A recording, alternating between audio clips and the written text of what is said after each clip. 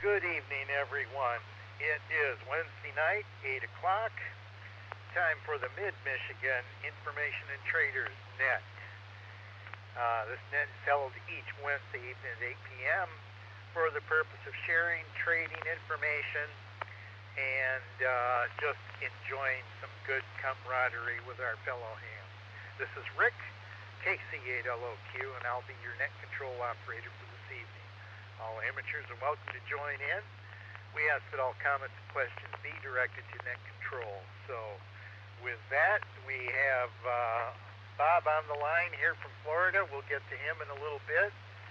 And we're taking all check-ins. Just let me know if you're mobile a short time or just general in nature. So with that, please call net control now. This is 88DAX, Kilo Delta 8, Delta Alpha X-Ray. Zach from Rainbow Lake will be in and out, 7-3s. All right, Zach, KD8DAX, thanks for checking in with us tonight. Any other check-ins, please call now. This is KA8TLC, Jim from DeWitt Township. I'll be in and out.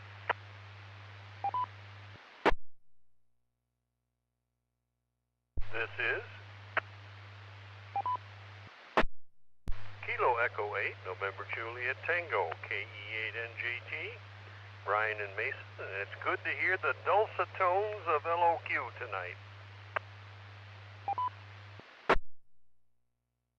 This is Delta 8, Mr. Juliet Delta, KD8BJT, Alan on a digger.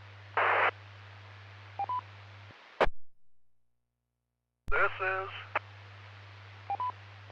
Kilo Delta 9, Alpha Papa Delta, Jeff, north of Jackson.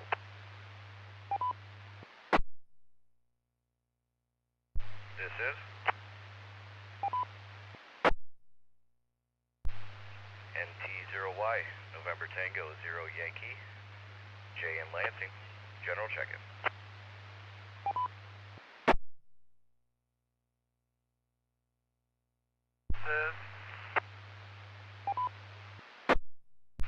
Kilo Foxtrot 8, Charlie Hotel Sierra, Robin Lansing, General. This is Kilo Echo 8, Zulu Romeo Hotel, Charlie in East Lansing, or I guess Okemos right now, general check-in. WHBCI repeater.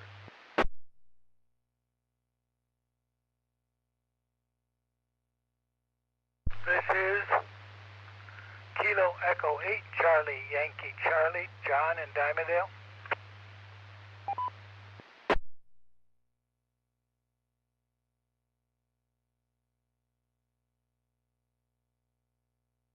All right, we've got a good list, and at the end here, we've got Bob in Florida, KB8DQQ, and let me mark that down.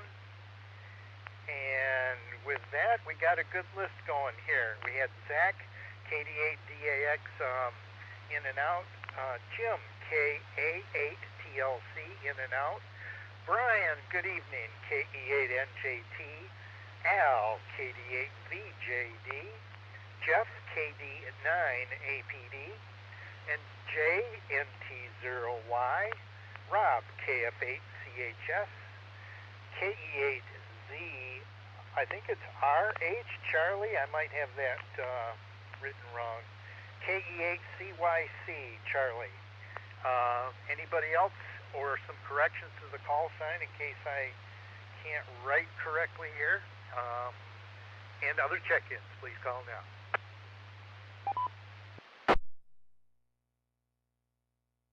Correction, CYC is John.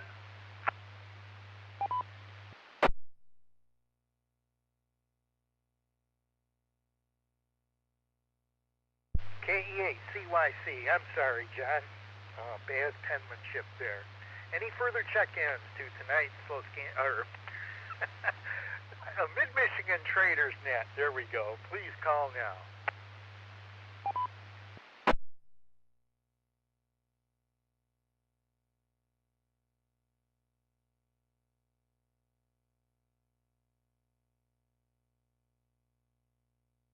All right then, we've got a great list here tonight to have some lively conversation. We also have a really fantastic trivia question for you guys. So good evening to all who checked in with us tonight. And like I say, we got Bob there at the end of the list. So I've been tinkering around with the shack a lot. Just doing some radio stuff. Usually winter's my radio hobby, so I'm anxiously waiting for the weather to change so I can get out and do some antenna work, but not yet maybe. Plus I got a slow leak in the tire of my car. It's been driving me nuts. Got this little Black & Decker air pump, and I'm just getting tired of taking that out there, and I'm just going to have to bite the bullet and take the car in, and I just know they're going to want to sell me all new 4 tires too, you know. I mean, just one is bad, but I could probably use a set, so I don't know. I've been holding that off. Until then, I'll just keep using the air the air supply there. And we got a blood moon eclipse coming up, you guys, March 13th and 14th. Starts about 11:57 on the 13th, so you're going to have to drink some coffee to stay up. That's p.m. Runs till about 3 to 6 maybe in the morning. A long eclipse. But anyway, okay, enough of that for me. Let's get to the top of the list. Brian, KE8NJT. It's good to hear you tonight. What you been up to? Well, this is KE8NJT. Thanks for running the net tonight, Rick. And hello to everybody, especially Bob down in Florida. We're just having a tough time with all the rain that we got today. My word. They said that we were going to have just a terrible rainstorm come through today and tonight. And so I put pontoons on the house and got the truck up on the raised dock, and just was prepared for everything. And lo and behold, all we got here was 0.37 inches of rain. I guess I'm on kind of a rant right now. National Weather Service has really been disappointing me this last year and a half or so. We get anything over a 15-mile-an-hour wind, and there's a wind advisory. We have a normal thunderstorm come through for the spring, and oh my word, we could have some really terrible adverse weather. So I just need to rant a little bit on that. Anyway, other than that, it's been a real quiet day here on the ranch. I got a few little jobs done around the house, stuff that made Mother smile because she doesn't have to remind me of it anymore. So that helps out with life on the ranch. And with that, I guess I'll turn it back to Net Control. This is KE8NJT. Well, you know, when you're talking about those pontoons, Brian, Red Right Return came back to me, and I thought, boy, when you're coming back in the channel, you always got to remember which side your lights are on there. So with this weather, you know, that's probably one of the first things I'd fall back on. So you've done any antenna work lately? No, just design work. I did some pricing here fairly recently, and I'd really like to put a 25-foot tower, Roan tower, on the back of my house, right outside the shack window here, and then put 3 antennas on it. I've got a 2-meter 440 beam on a rotor that's on the peak of the house, and I'd like to move that to the very top of the tower, get some extra height out of it, and make it practical to have a beam up on 2 meters, and then put a couple of antennas alongside of it. I've got a tri-bander for my 9700, and then I've got a actually it's not a tri-bander, it's a 2-band, but it has the super high frequency range on it, and then I've got a little 220 radio that I share on my 2730, and I'd like to put those on either side of that, so that would have 3 antennas on it. But the chief issue would be getting some more height out of it. So anyway, that's kind of some design work and pricing and stuff like that. That's top on my wish list. This is KE8NJT. Well, that sounds like a plan there, Brian. I know what you mean. Height is the name of the game, and that's what I'm going to try to do this summer if I can. So even a few feet can make a difference. Well, good to have you with us tonight there, Brian, and maybe we'll tap you for a solar report there. Well, let's see. Al, KD8, VJD, how you been and what's new? KD8 BJD here, Rick. Thanks for running the net. Hello to everybody out in net. I haven't been up to too much this week. I've been, getting over the tail end of a respiratory infection, and so I'm trying to, stay in. But it's a lot better than it has been now, so it's going away. I was going to mention your tire issue, Rick. I had a slow leak on one of mine a couple years ago, and what I did was I just took it up to Klein Tire there between Mason and Holt, and they checked it real quick and put a plug in it while I was there. It didn't take very long for them to do it, and they didn't try to sell me any new tires or anything. My 40 to 10 meter infed came down in the high winds we had back in January, and so I got to work on that here sometime before the leaves start popping out. I might and get maybe a little heavier gauge wire, because the wire that came with it, I think there's a few fine gauge in it, and maybe I had it pulled a little too taut too. Maybe you need to let it have a little bit of a sag to give a little bit of a give in the wind. But other than that, everything else is copacetic here. I'll turn it back over to you, Rick, KD8BJD. WACBI receiver. Yeah, that respiratory infection's been going around, and even the Pope has it, so I guess nobody's quite immune for it. So, yeah, I got an end fed too, Al. I've got mine tied to a tree, and I always worry about that tree swaying, so I do give it a little sag to it. And but it's a nice fat tree. That's not to say it doesn't move a little bit. Is the other end of yours tied to a tree also?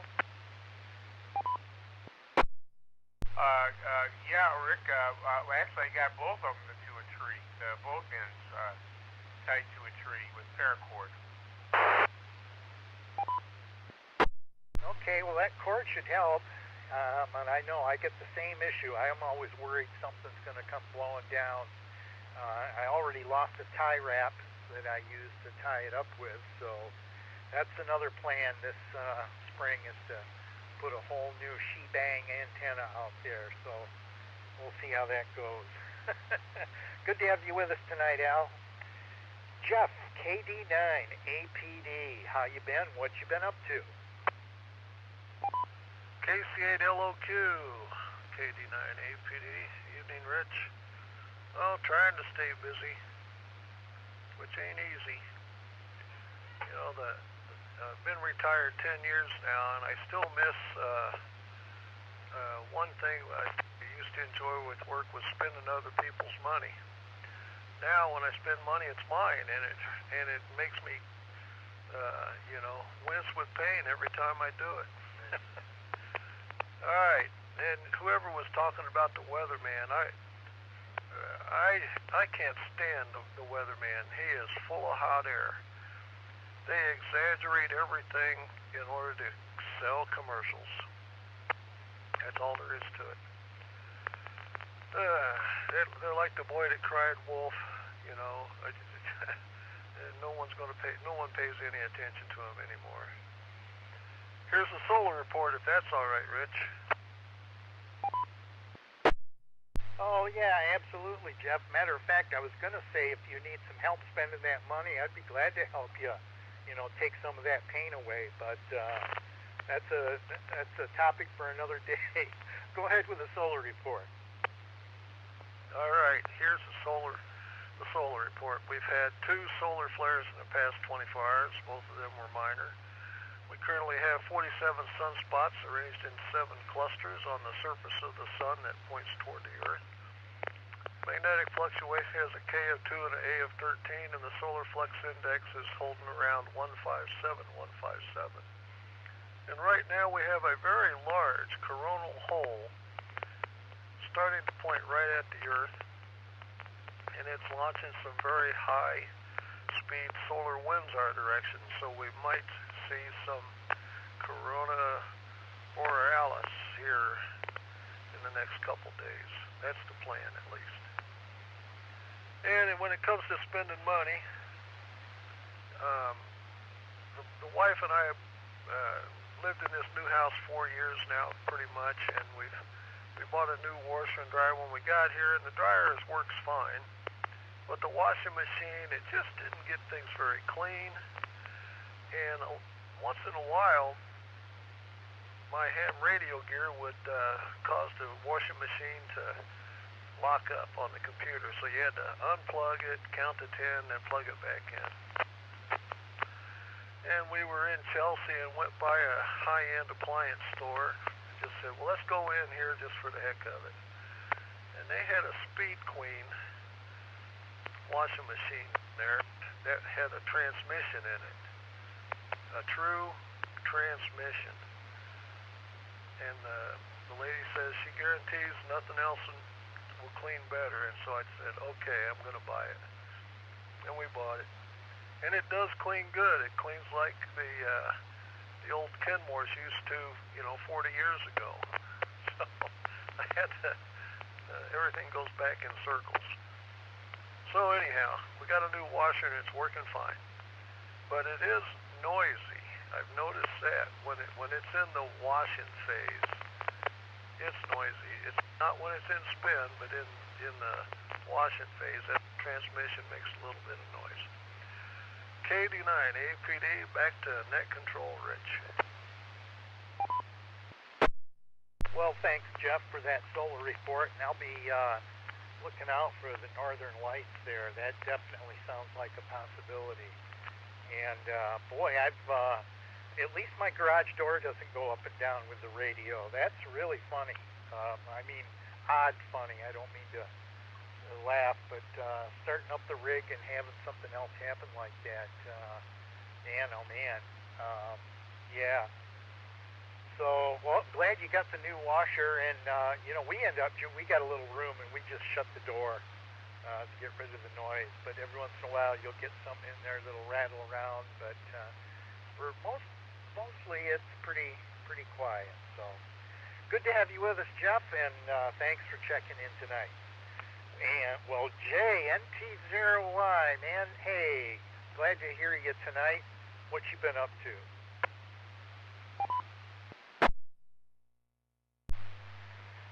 Yeah, KC8LOQ in the group, NT0Y. Well, it's been a good week so far. Can't complain. Work hasn't been too crazy. Weather's been a little nuts, but, what can you do?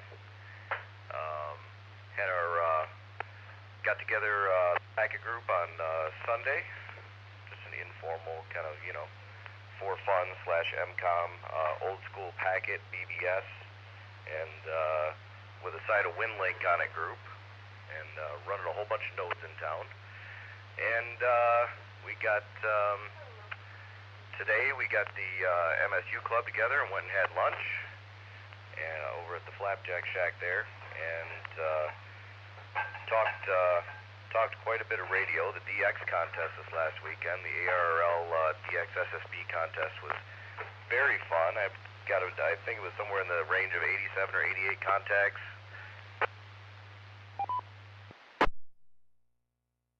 And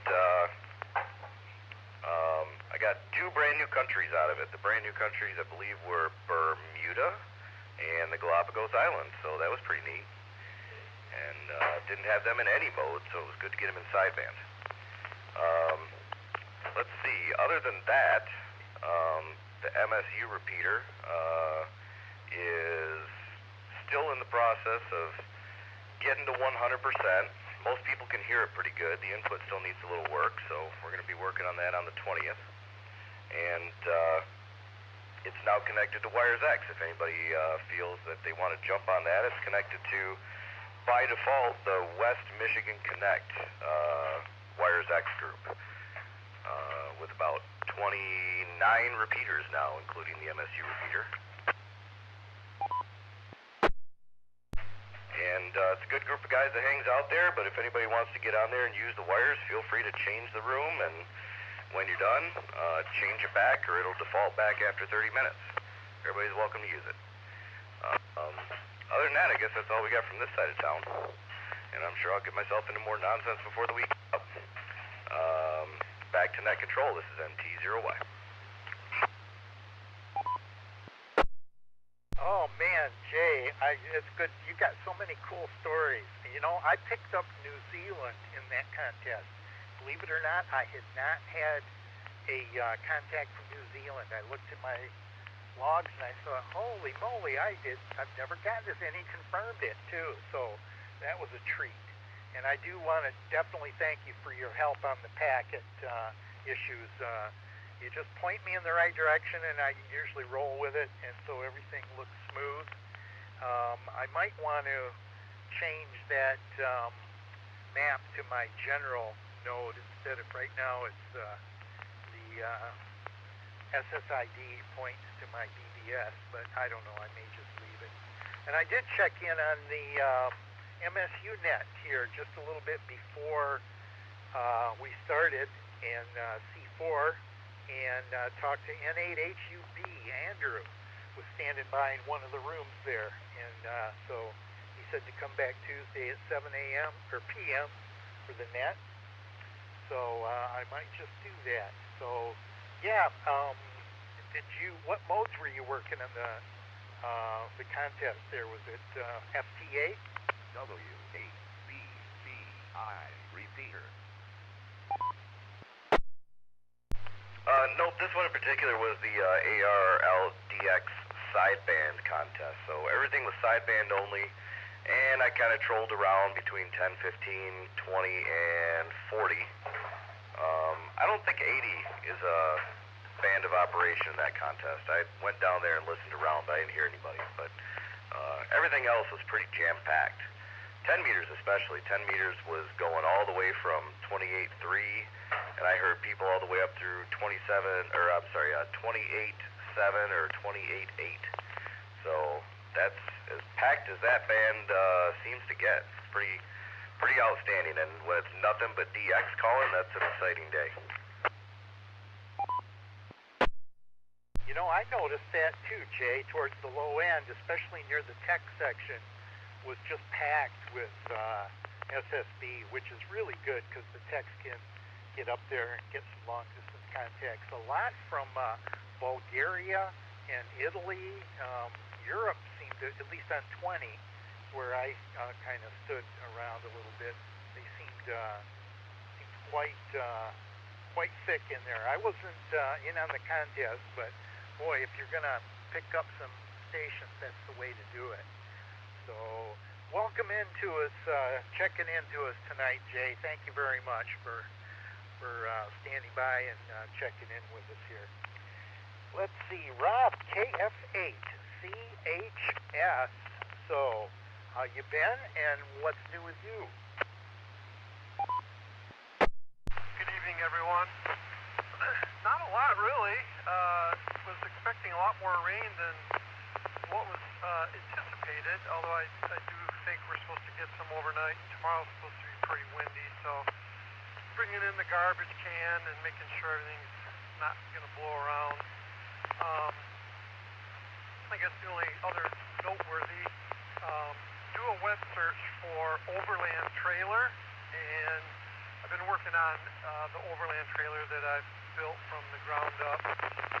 Today's project is a slide that comes out from a cabinet that opens up, and a 12-volt refrigerator freezer sits on top of that, and then within the slide a sink pulls out. And this particular trailer that I put together has hot and cold running water, a shower, a portable toilet, the sink as mentioned. Another compartment has a 3-burner stove and oven in it. My girlfriend loves to cook, so I incorporated that into it. On top of it is what they call a rooftop tent that is a queen-size bed, and then has a 270-degree awning that pulls out around. It's been a fun project. Took it up in the UP, and then down when I was deployed to North Carolina for some of the hurricane relief effort. I took it down for 2 weeks, stayed in that for that, but it's been a good project. That's kind of been what's keeping me busy of late.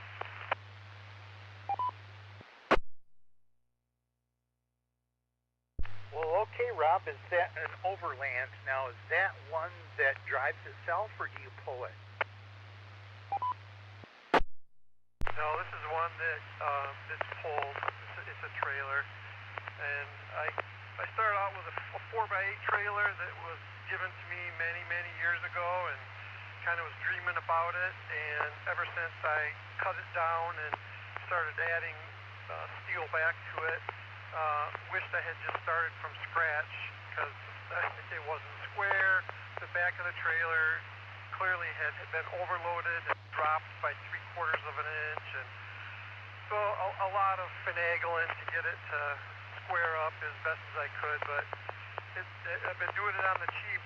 Most everything on it has been off the marketplace, so the cost has been relatively low. And if you were to buy this exact trailer commercially made, it'd be about $25,000. Oh man, and more, I bet. Sounds like the work you put into it. Man, I'd love, if you show up to the Sunday night Slow Scan TV net, I'd love to see a picture of that thing. That sounds amazing, Rob. Man, what a great project, you know, that you could, my wife was kind of hinting at getting something like that in a little while, and taking our cat and just hitting the road, you know, doing the Charles Corral thing, I suppose. But you know, I got to think about that. But it does sound appealing. Well, thanks for checking in with us too tonight, Rob. And I'd love to, like I say, see a picture of that trailer. Charlie, KE8ZRH, and that R looks funny on my writing here. I hope I got that right. Z Romeo Hotel. You'll have to correct me if I'm wrong, Charles. But what you been up to, and tell us something interesting that you've come across. You're correct about that. Good evening, everyone. I don't check into this net often because I'm usually at work or I just forget. But I guess on the way here, fire that I happen to be driving next to, and I decided I had to get gas anyway, so I watched them put that out, and then this net started just as that got done, and I decided to join up. I don't know, since I was last on, probably a couple months ago, a lot's happened. Just today I went to that MSU Amateur Radio Club launch. I don't have any real updates though. Jay shared all that. I don't know, it's just nice to join these nets, and I remember to. That's all really. Well, Charlie, we'd love to have you, and I'm glad you checked in with us. Are you still mobile now? No, I was in Okemos getting gas when I checked in, and I drove back to my apartment. I'm now on a handheld in my apartment, so hopefully the signal isn't too bad. Okay, we got a granddaughter that goes to MSU, so we're green and white around here, even though I may lean a little bit towards the blue, amazing blue, just because I spent a lot of time there over in that Ann Arbor area. But good to have you with us. I'm glad you checked in tonight. John, KE8CYC, how you been? What's new? KE8CYC to the net. Oh, not much. Last night I went to the Eaton County Amateur Radio Club meeting for the first time in a few years and got reacquainted with Jeff. And as far as antennas go, which is where most of the attention is going tonight, I have 3 30-foot flagpoles up. The center one has my dual band antenna on it, but I have a partially constructed fan dipole ready to go up between the 3 of them, and then I'll be in business. Right now I'm running that 176-foot random length wire, and it works very well, but the trees that it goes from are in bad shape and may need to be taken down, so I have to get this other one up. And it's now warm enough, maybe I can do it if the rain will stop. This is KE8CYC, back to the net. You know, John, it wasn't too long ago that I was seriously considering putting up a fan dipole. I think it was a 3 or 4, no, I think it was a 4-band. And I went to even so far as to get all the little separators and kind of plan it out. And then I got sidetracked with something. Is this something you're gonna build? W. In the past, it had 40, 20, and 10 on it, fed with the TV line, 300 ohm. And that worked very well. I did an awful lot of hunting of summits and some parks in Europe, but I had to take that down.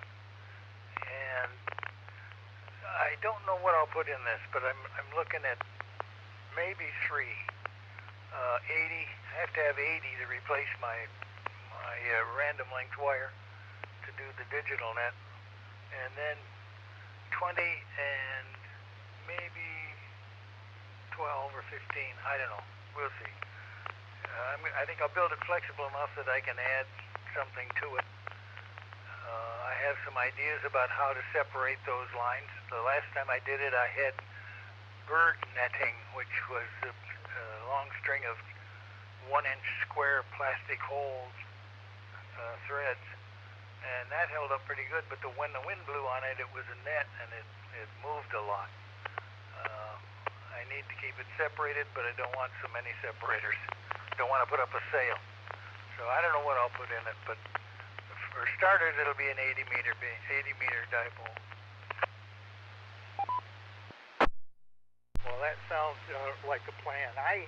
For some reason, they seemed more attractive than the trap dipole. I started looking at the construction of some of those traps, and it looked kind of tedious, but the fan just made sense. And I remember there's an order that you had to trim those, and I've forgotten which one it is, from the smallest to largest or largest to smallest. I don't know, but yeah, it really excited me there. Well, good luck with that, John. And if you do get one going, hear me on the air. Give me a shout. I'd like to hear that going. Okay, let's see. At the end of the list, I think it's time for Bob, KB8DQQ. Let me give the repeater just a moment, Bob, so you get your full 2.99 minutes, and we'll get you on the air. Stand by.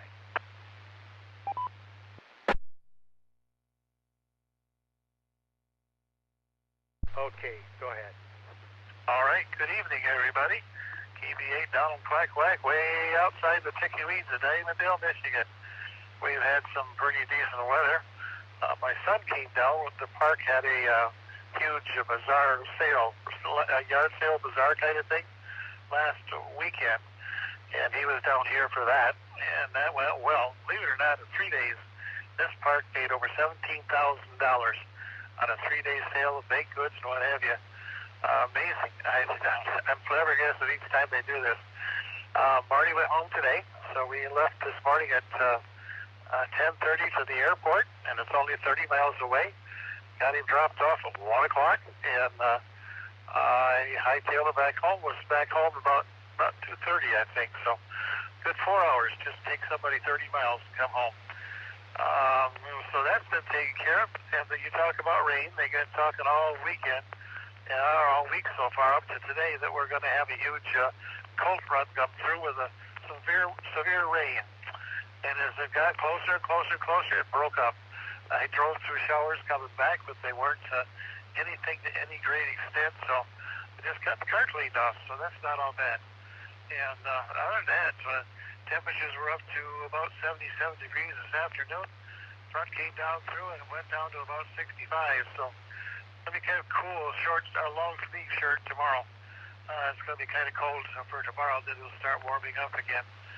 But enjoying the weather, and I got about 3 more weeks to go, and we'll be headed back that way, so things are good so far. Back to net control, KB8, Donald Quack Quack, way outside the Picky Weeds of Divendale. Well, thank you, Bob. Boy, 77. Dropped a few degrees, and you guys get chilly. I know it's tough down there. But you said, I think you said $13,000 or something like that for a yard sale. What was going on in the yard sale? What kind of stuff did you guys sell? Okay, go ahead. All right, they have everybody remodels, moves in, and when you buy these places, you buy them basically fully furnished. So they get used to what they have in it. They decide what they don't want, buy something else. So there's furniture involved. There's a whole rack of bikes up there. They have baked goods. They have electronics. They have clothes.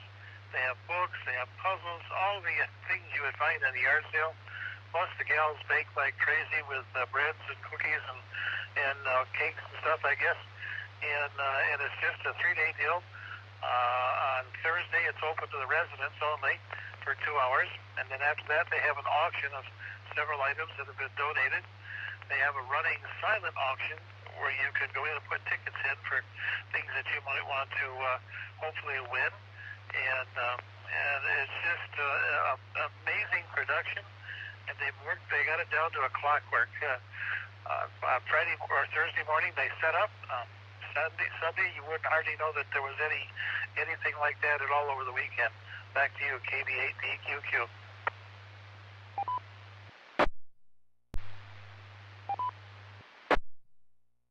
Well, thank you, Bob. I know that some of those yard sales, they get these people in. I mean, they're cruising by at 5 o'clock in the morning before you're even open, wondering if they can have a quick peek, those early birds. I tell you, that's, yeah, sometimes you can do really good in that kind of, especially in rich people's neighborhoods where they, get rid of a lot of the good stuff. But, I was thinking all this weather stuff, where else can you be wrong 50% of the time and still have a job? That's what I want to know. Okay, well, let's see. We're at the end of our list. Let's see if we can pick up anybody else. Would anybody else like to check into tonight's Mid-Michigan Info and Traders Net? Please call now. Hey, Rick, KCLQ, doing errands, going home.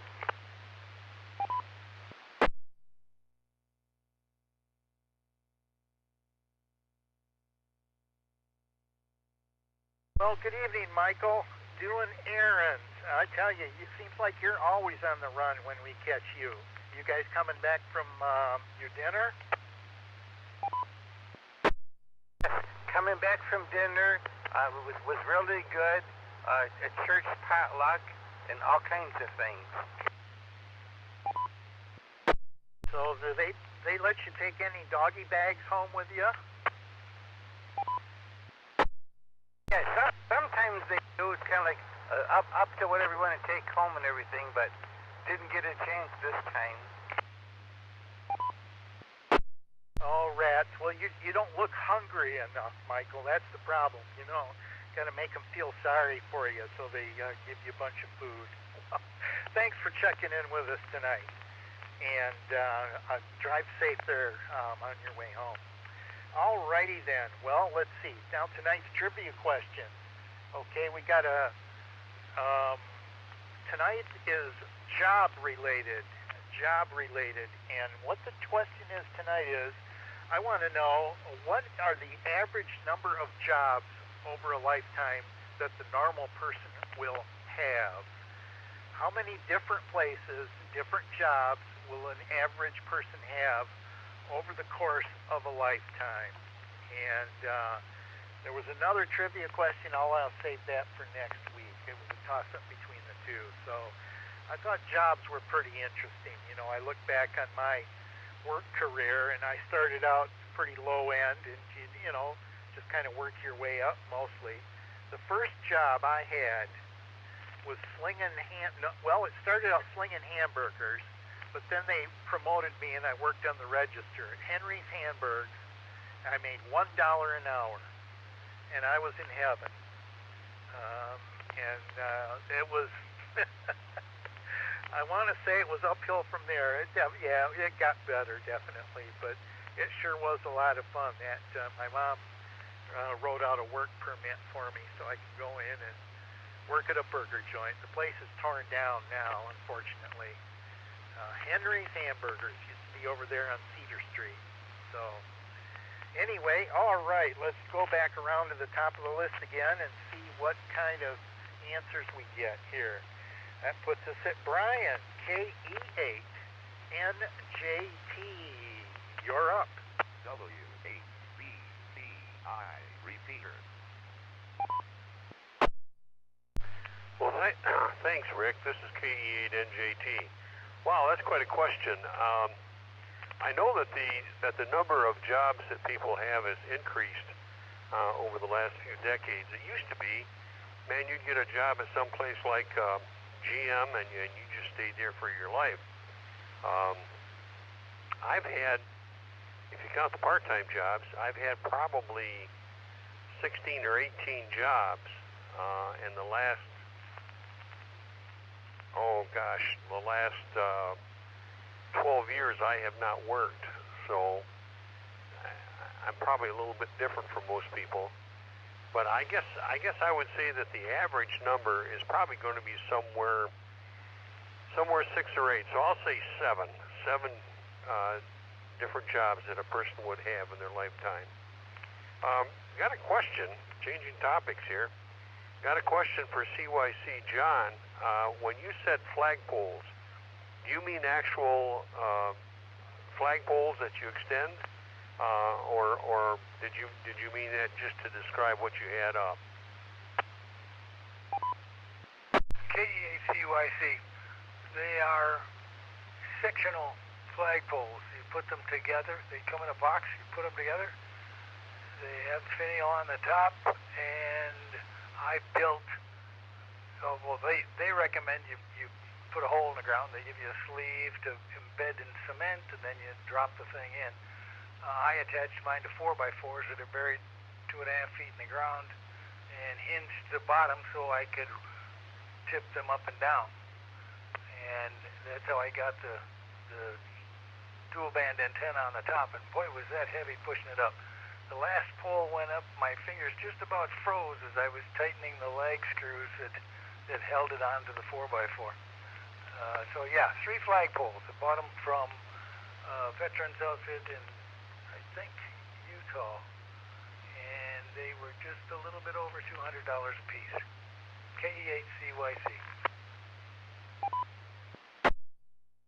This is KE8NJT. Thanks, John. I really appreciate that. One more question.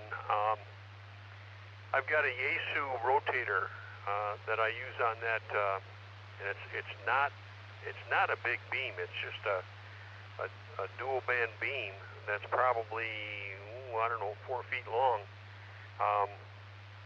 Do you think that a rig like that would be heavy enough to handle a rotator, the weight of a rotator?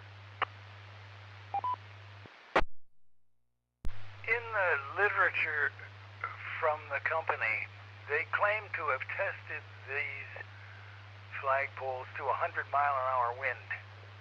I asked them how they did that, and they drove on the Great Salt Lake with them, attached to the back of a truck.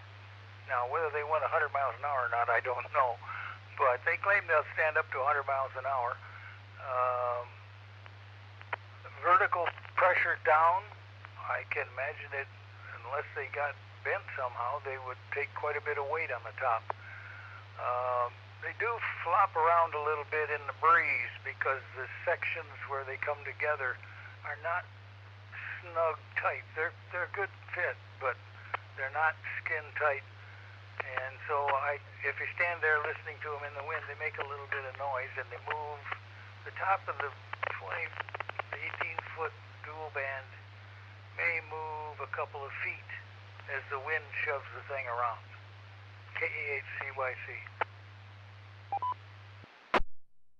This is KE8NJT. Just the reason I'm asking, I since you mentioned that, I quickly pulled up some flagpoles on the computer, and the price between getting several flagpoles and one Roan tower is the difference in the price is immense.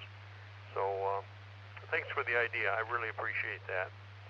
And for Jeff, yesterday I saw that hole on the image of the sun, and I thought, my word, what is that? Something big is going on, and then I didn't get back to check on what it was. So I appreciate the description and the information tonight.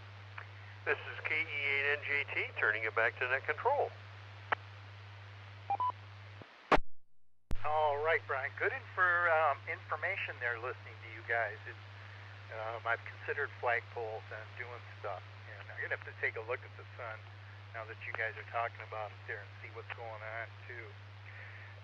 KD8VJD. Okay, we got the trivia question, and maybe talk about maybe the first job you had, too. That might be a source of interest here for everybody. I know, well, maybe. I don't know. It's up to you. Your turn. KD8BJD here, Rick. Let's see, Mike, I'm just going to guess about 8 for the number. And my first job was, I was in high school, finishing my senior year, and I worked at actually it was down in the basement of a Polsky's department store in downtown Akron, Ohio. They're not there anymore, but it was a big department store, and they had a cafeteria down in the basement, and they had a mechanized dishwasher, but you had to feed the dishes into it, and I collected dishes and put them on the racks and run them through this mechanized dishwasher and stack the clean ones for the waitresses to use to dish out the food. And I did that for, I don't know, I guess till I graduated from high school. And then I went to work, I went to college, and there in Akron, at the University of Akron, and I got a job working at Sears in one of the malls down in Akron, and as in the shipping and receiving and in the stock room, and did that for my whole college career. Anyway, turn back over to you, Rick. KD8BJD. Yeah, that's pretty interesting. Old first jobs, always a cool thing to remember. Maybe, for some. I don't know. KD9APD, Jeff, the topic is jobs tonight. Your turn. All right, this is KD9APD, Jeff in Pleasant Lake. Well, I didn't have a lot of different jobs, but I did start out in junior high with the paper route for a while, for a couple of years, and went from there. So I'm probably the exception to the rule. I think I only had 5 or 6 jobs in my life. I'm not counting the little things, you know. But my daughter, she brags about having, she counts them up, 18 different full-time jobs, so to speak. In her, I'll say 15 years of working so far. So say the average nowadays is 12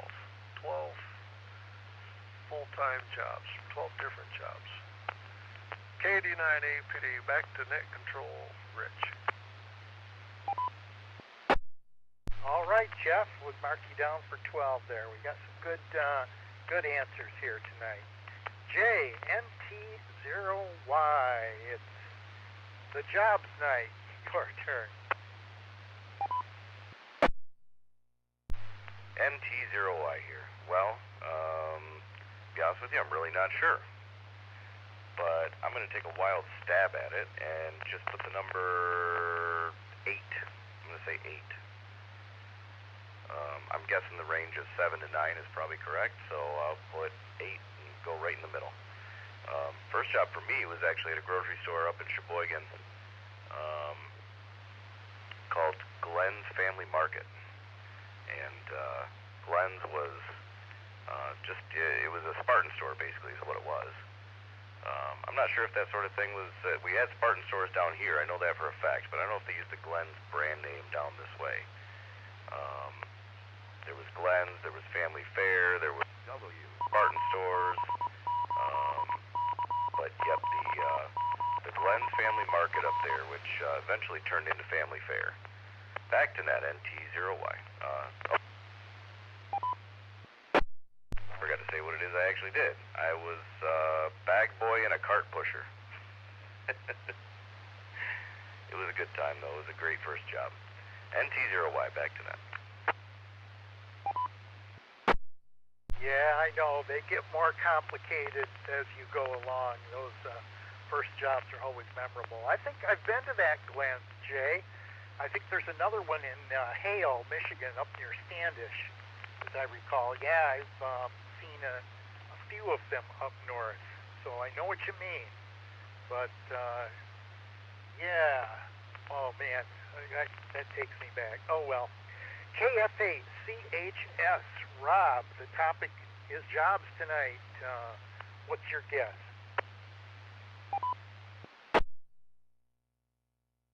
So I'm one of those guys that did 33 years and retired, but my lifelong, I had 7, starting back in high school, dishwashing at Big Boy, slinging pizzas at Pizza Hut, so forth and so on. But so my guess for tonight is, let's say 8.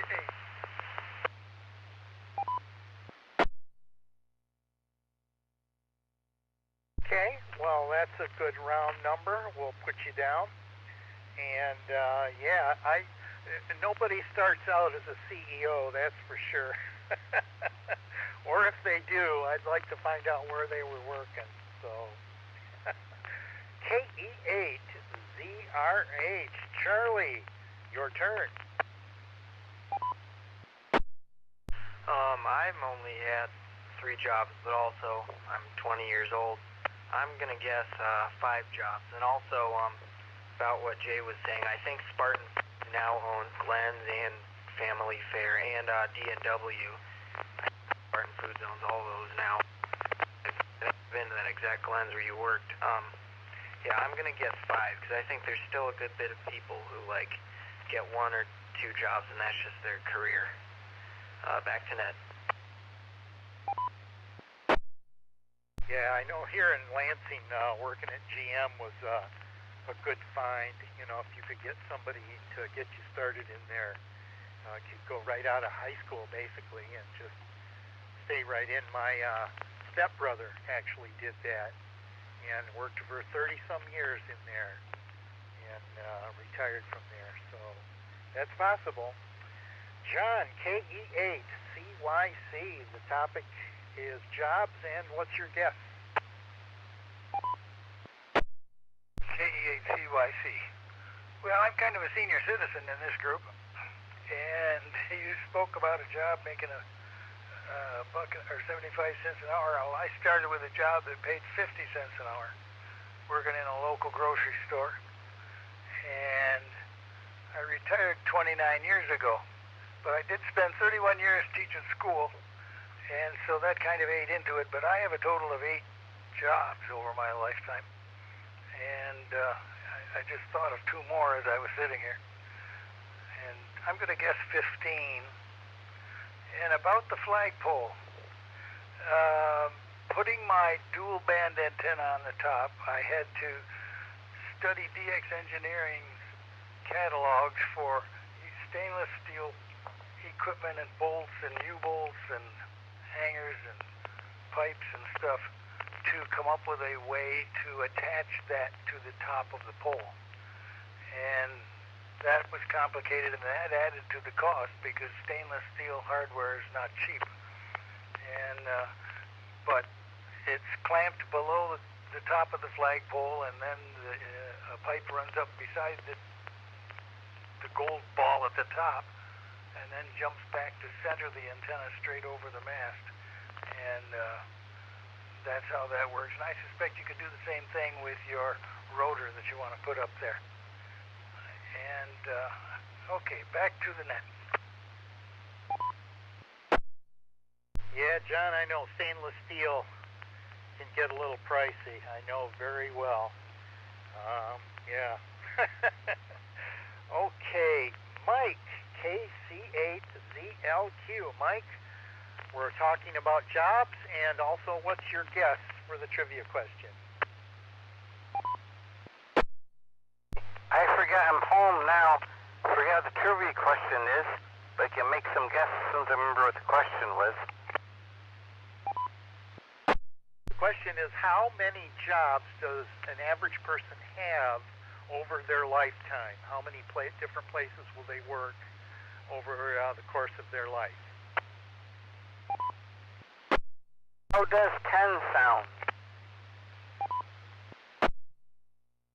Okay, I'll write 10 for you. Okay, dinner was good, had a real good day and everything. Back a little bit sore, but glad you did the radio, lots of fun and everything. KC8ZLQ. Okay, Michael, not a problem. Good to have you in with us tonight. And Mr. Bob, KB8DQQ, your turn about jobs and a guess.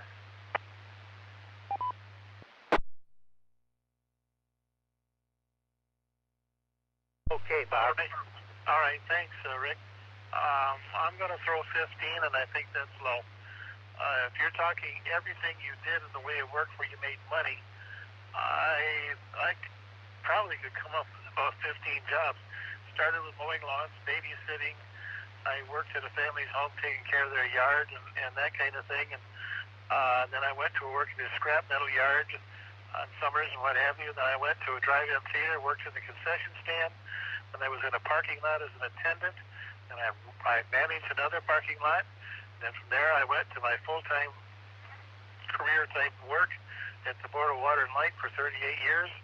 At the concurrent, I was a photographer, wedding photographer.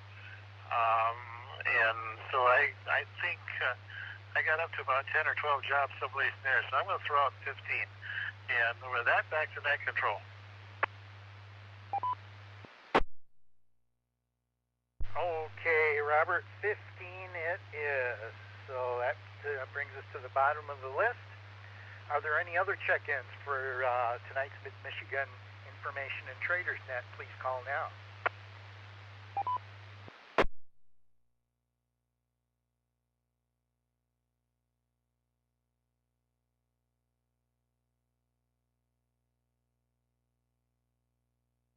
Alrighty then, well, I did not hear anybody. That puts us back around for tonight's 7-3 round, and the answer is 12.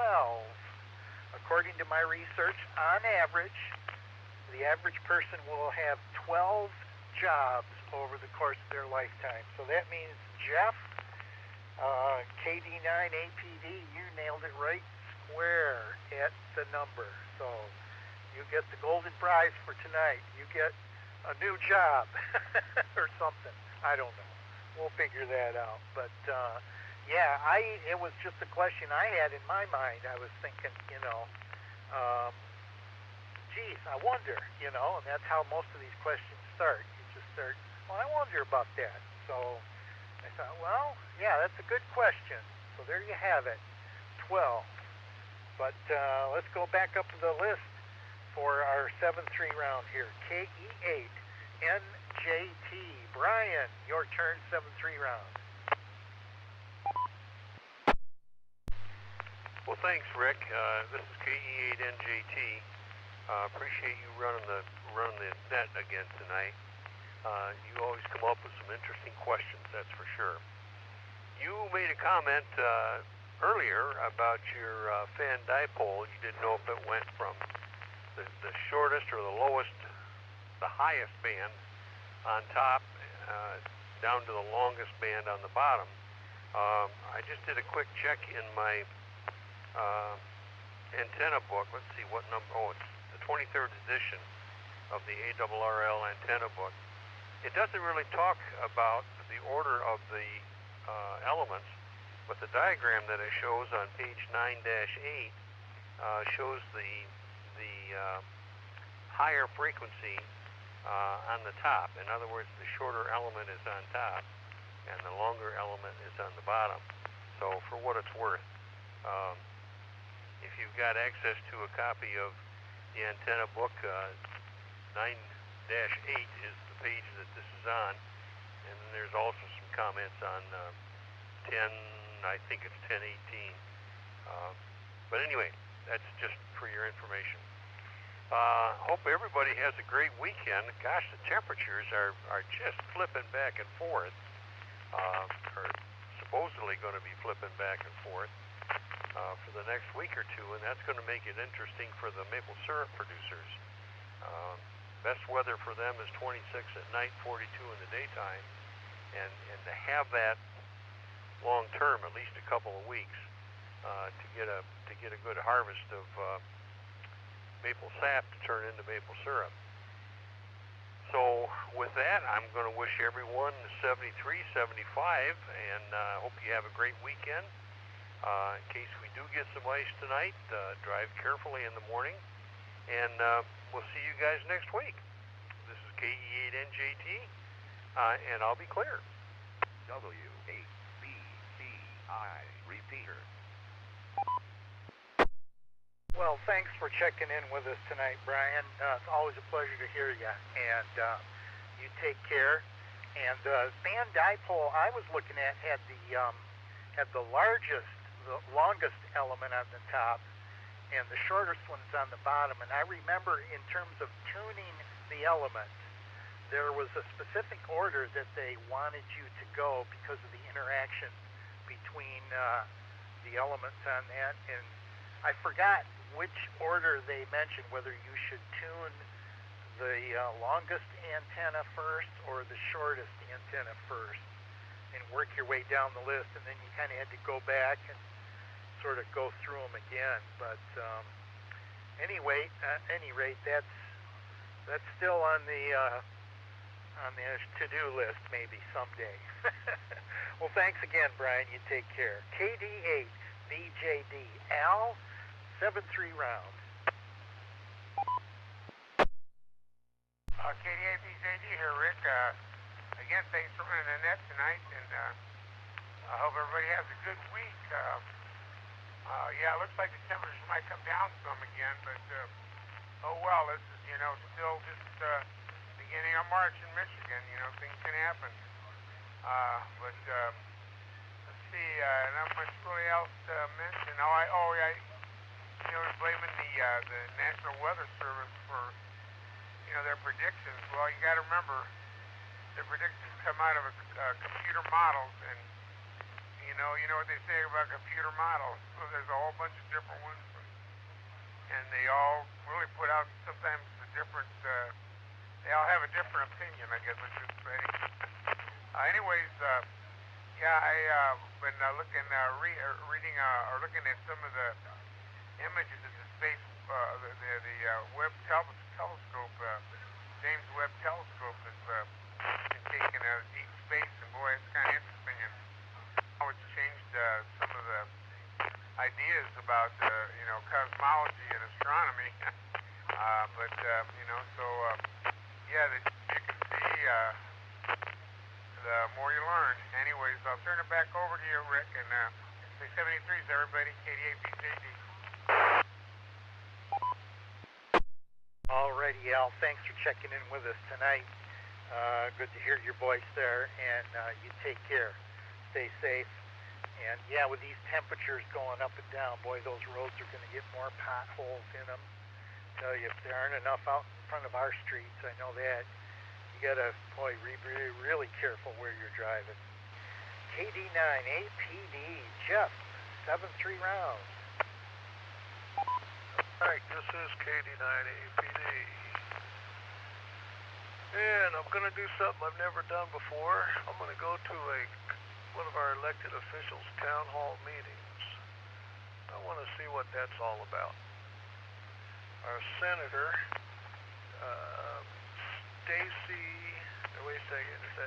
Sue Shink of the 14th District. She's having a meeting Friday in Norvell Township Hall.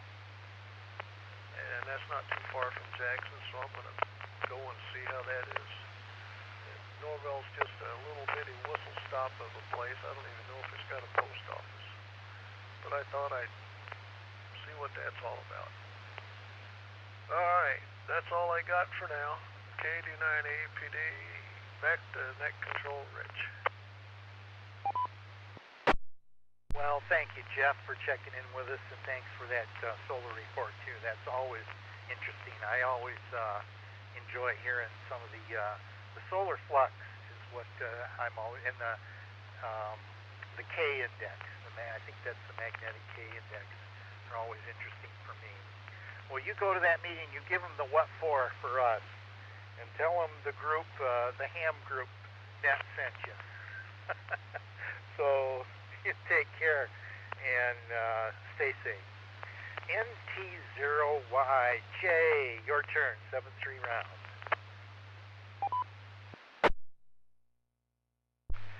NT0Y here. Yep, good to hear everybody tonight. And my voice is about gone, so I'll keep it brief. Still, I got sick like almost 3 weeks ago now, and still got this crud in my lungs here, so still working that out. But hope everybody's had a great start to their week. Hopefully everybody finishes out strong, and if you get a chance to on a Tuesday night, and you got a C4 FM radio, maybe jump on the MSU repeater and let me know how it's working. 7 o'clock they hold a net over there. Again, good to hear everybody, and I'll talk to everybody soon. KC8LOQ NT0Y. Well, Jay, it's always good to hear you on the net, and great sources of information. And boy, yeah, I remember when you got sick there, and you take care.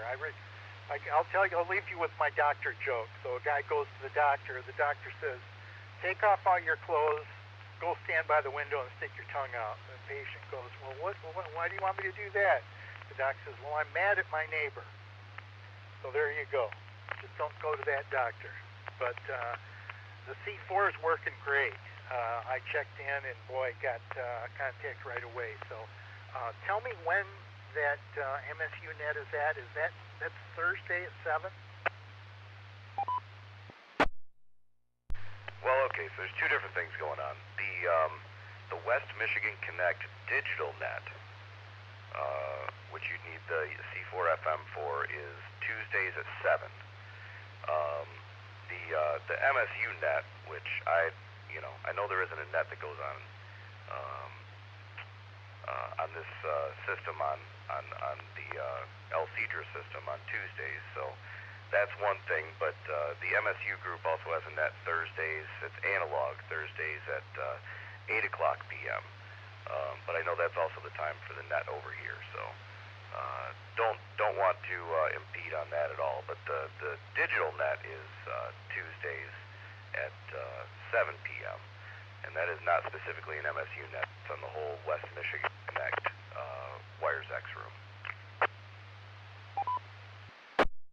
Okay, gotcha. I'll try to make a point to check in with one or both of those, Jay. Thanks a lot. And you take care. Get some rest, and don't overdo it. Hope you start feeling better. And let's see. That puts us at KF8. CHS. Rob, 7-3 round. Fun net tonight. Thank you, Rick, for hosting. Back at Plywood here from, I think, everyone a good week. KF8 CHS clear. Okay, Rob, thanks for checking in tonight, and you stay safe, stay dry, and we'll hopefully catch you next week. Charlie, KE8 ZRH, 7-3 round. All right, well, I would just like to say I enjoyed joining the net. Don't really have much else to add. Hopefully I'm free next week and remember to join. All right, have a good night, everyone. I hope the weather continues to be wrong and we don't get any big storms coming up. All right, 73 stall. Yeah, again, Charlie, thanks for checking in with us tonight, and by all means, catch us next week. Same time, same station. So take care. Stay dry. KE8 CYC John, 7-3 round. W8. Yeah, well, you know I was a school teacher, so I have to talk. And I have two things. One, you're correct, the longer wire goes on the top, and that better be your thickest piece of wire because it's holding the whole thing up. And you got to tune it, all the wires, many times until they all work. And that can be a problem because they interfere with each other. The other thing is that in packet radio today, I went looking.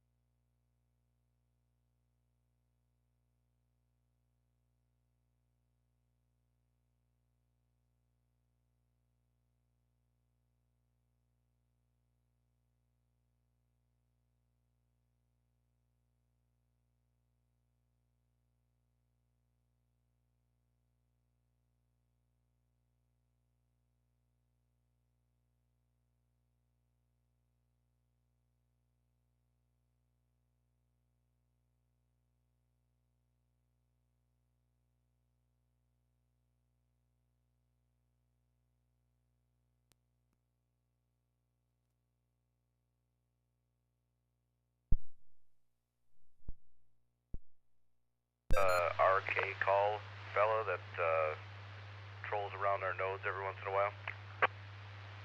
Roger, that's the guy. He sent me a message, and I wanted to send him one back. Okay, so I take it then that he dropped that message on your node as opposed to letting it go through the whole forwarding system then? Yeah. It didn't have any additional addressing on it. It was just his call sign. So, yeah, he probably came in and dropped it on my bulletin board. He can probably be tracked all the way back through where he came in if you're interested. If you know where he came from, how he dropped that message on you, which node he came through on, that starts the trail. And then we can do mHerd commands back and back and back and back and back until we find the origination point. You'll probably find his node. I don't know any of that stuff. All it was his call sign, and his name is Andy, and he announced that he's from Moscow. But there weren't any identifiers at all, and it's been a couple of weeks now, so tracking something back, I suppose, would be difficult. Okay, well, it's one avenue that you can take if you're interested. I guess we can try and step through it. But yeah, if we can figure out the last step it took to get to you, there'd be a record of him going through, and the command is mHerd. And then if you get to a network node, you just do mHerd and then the port number until you find the right port number that he came through, and then you just keep going back. Might be an interesting way to track him down. Yeah, he's quite interested in what's going on around here. I see him in here probably at least once a week going through people's nodes, so it's interesting. W8BCI repeater. Yeah, it is, and he must spend a lot of time. Well, of course, he's been at it for a while, I suppose, and so he can quickly get through here. But why would he choose this particular area when he's got the whole continental United States to fish through? Although maybe he has, I don't know. But I just thought it'd be interesting to learn how to send somebody that far away a message, and maybe I'll get it anyway. KEHCYC. Yeah, good deal. Yeah, maybe he found it interesting because of how much sprouted up here in a short period of time. So, who knows? I wouldn't be surprised if I saw that he tracked back through my node with the national links that I have. So, all right. Well, getting late here, I guess. So we're gonna start wrapping things up for the night. Have a good night to you, John, and talk to you soon. KE8CYC NT0Y.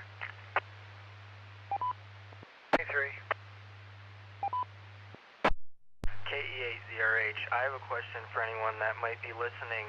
Is the 13-pin circular DIN connector, does that have the same pin out on Kenwood and ICOM radios? No, it doesn't. This is WA8LMF. Okay, thank you. I'm trying to see if I can get set up for the slow scan net on Sunday. The only one that has a consistent pin out is the 6-pin mini DIN, which is a Japanese industry standard, actually. But the larger full-size DIN plugs, every manufacturer is different. Okay, thank you. They wouldn't all use the same connector then.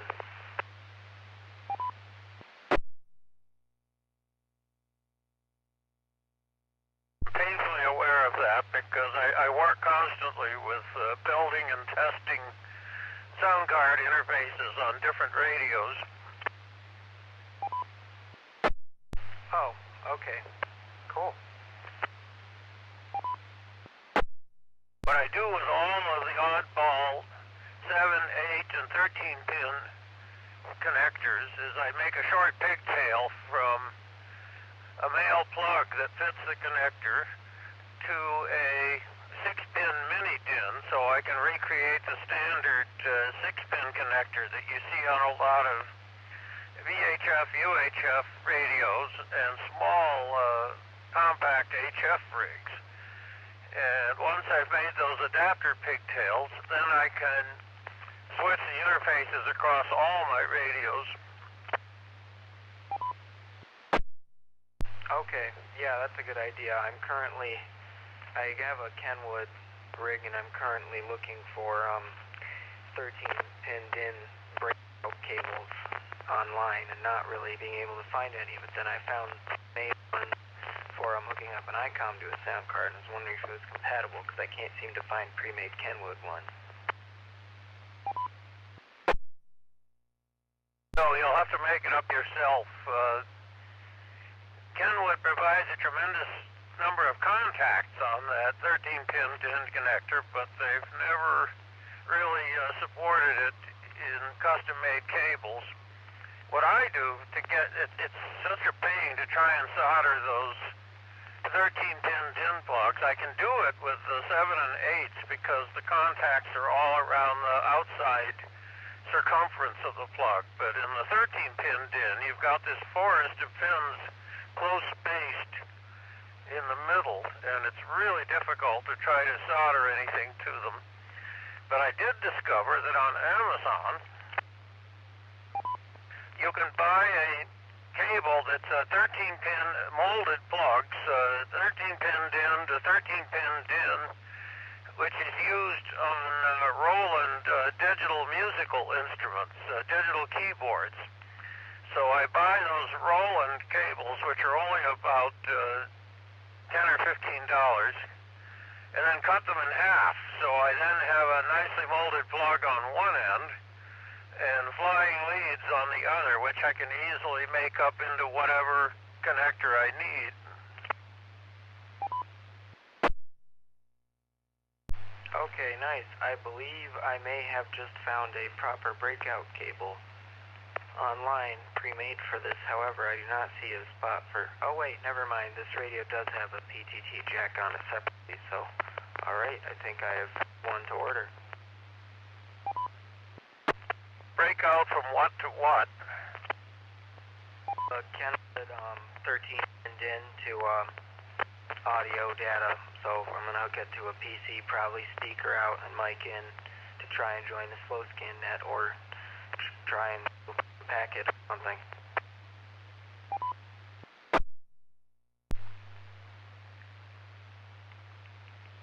You'll probably want to have some kind of attenuator pad in it. The problem is that what comes out of these rear panel interface data ports is a high-level audio signal. It's almost like home stereo line level, about half a volt. The problem is at the other end, the mic jack is 5 to 10 millivolts sensitivity, so you wind up with way too much signal, and the audio input on the computer will just overload and distort, and it's almost impossible to turn the audio gain on the computer down low enough to handle that, unless you put a resistor divider network in there that knocks the signal down by about 50 or 100 to 1. Thankfully, I've got a resistor divider adapter thing I made just for that, but also my PC that I have now does have a dedicated line input as well to mic, so the level should be just right. I will see, I guess. Oh yeah, that's ideal. The problem is that those line level inputs on computers are just about extinct. No recent models have them, but if the machine has it, that's the thing to use.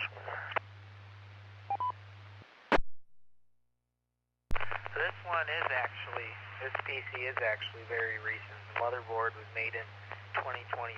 It's just relatively high-end. That's why it's got it, I think. But, or at least it better work like that. For all I know, it's 2 mic jacks. But one is labeled as line in. Actually, I have used it before. Yeah, it is proper line in. This is a chronic problem with this ham sound card interfacing at both ends. You have the problem that the signal source, whether it's the PC speaker or the line out of a sound card, is high level. It's, again, like home stereo line level, a half a volt, 3/4 of a volt or so. But going into the radio, if you try to go in through the mic jack, which everybody tries to do, the mic jack, again, is way, way, way too sensitive. It's down there at 5 or 10 millivolts. And unless you have the rear panel data port, which is line level, then the speaker out of a sound card will match the level very nicely to the transmit pin of the data port on the back of the radio. It's an almost perfect level match. Makes adjusting the levels very easy. I say this goes both ways. You have the problem with the speaker-like output of the computer going into the mic jack of the radio, and conversely, from the speaker or the data port of the radio, you have a high-level signal that you're then trying to feed into a computer mic jack, which is way, way, way too sensitive. So one winds up needing pads quite often in both directions to get the level to what it should be. But if you do have a sound system with a line input on the computer, that solves about half of the problems right there. W8BBI repeater. Yeah, I just checked. This one, it is, the input is at 500 millivolt line level for the radio, but even if not, I do have that little homemade attenuator adapter that's just got 2 female inputs and some resistors inside it to bring the level down to about 10% at relatively high impedance.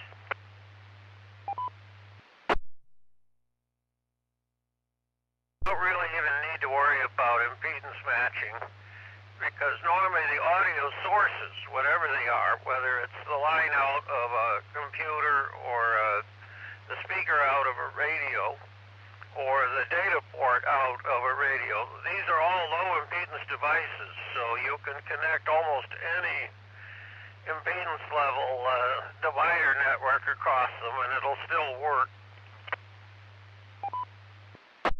Yeah, that's what I figured, but it looks like I'm not even going to need to use it anyway. It looks like mine's got line level inputs and outputs on both the computer side and the radio side, so I just ordered that cable, and I probably won't be able to join this Sunday close scan net, but hopefully next week, and I'm hoping to get in the packet as well. What sort of interface are you using between the radio and the computer? Well, that is to be determined, but right now it's looking like I'm going to be able to just use my sound card for the data in and out for the PCT. I don't have anything for yet, so I either have to order something else, or I might be able to, if it uses serial commands, I've got some Arduinos, so I could rig one up for that or something.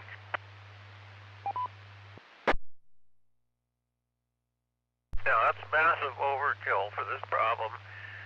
Hardwiring this stuff directly between the radio and the computer is asking for other problems, which is ground loops. Because if you have a common metallic ground between the computer and the radio, AC leakage from power supplies and hash from computer power bricks and such, you'll often wind up with hum and hash and noise mixed in with the audio. One really needs transformer isolation of both the transmit and receive audio to do it right.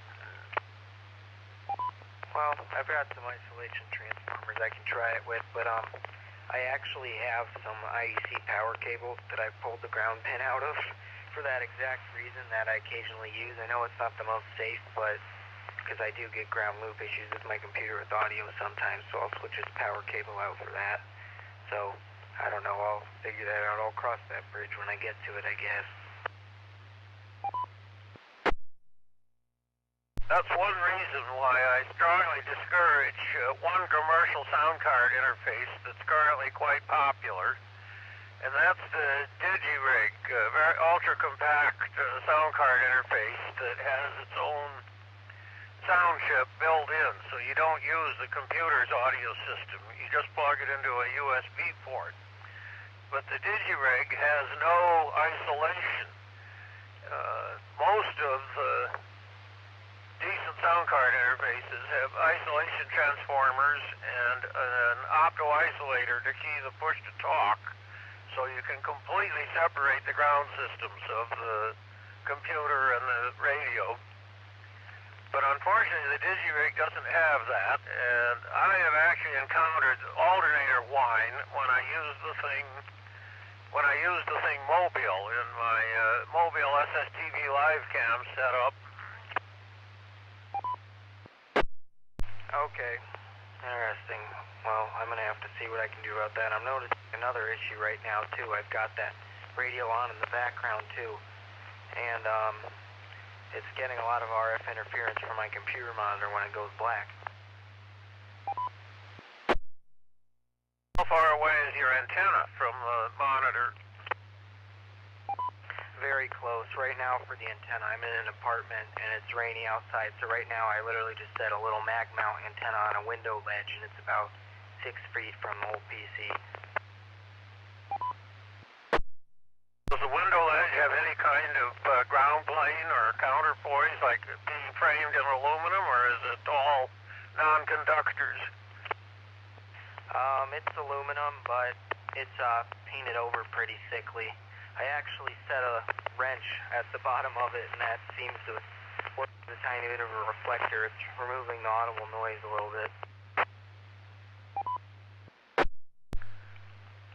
Yeah, I'm hearing a lot of popping and snapping on your signal. I don't know if that's at your end, or you radiating a marginal signal, or whether it's happening at the repeater site, but it's definitely there. It's probably at my end. I'm not transmitting on that one because I haven't figured out how to use the tone encode on it yet. I'm transmitting on an HT sitting at my desk. Oh, here we go. Another underpowered handheld. The bane of VHF radio is handhelds that never radiate enough signal to be fully quieted. This one's pretty good, and it's got a full spectrum antenna on it. It's apparently 6 watts. It's an older Motorola, but my window's pretty tiny, and it's fully closed, and it's rainy, and you've got a screen on it, and all sorts of things. KC8LGE. Go ahead. Well, I'm flipping stations. I was going to Simplex, and I came across you, but you're doing